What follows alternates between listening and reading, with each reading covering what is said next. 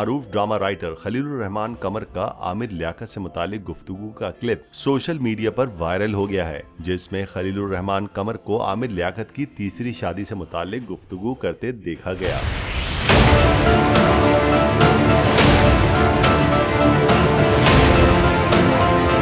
मेजबान ने खलीलुर रहमान कमर से आमिर लियाकत की तीसरी शादी से मुतालिक सवाल किया, जिस पर उनका कहना था कि आमिर लियाकत की मौत की जिम्मेदार दानिया ही है। मेरा जाती ख्याल है कि हम मर्द भी कई बार भयानक गलतियां करते हैं। उन्होंने कहा कि आमिर लियाकत को एक दीनदार लड़की से शादी करनी चाहिए थी। जब इस तरह की लड़कियों से शादियां की जाएं तो इसके नताइज ऐसे ही होते हैं।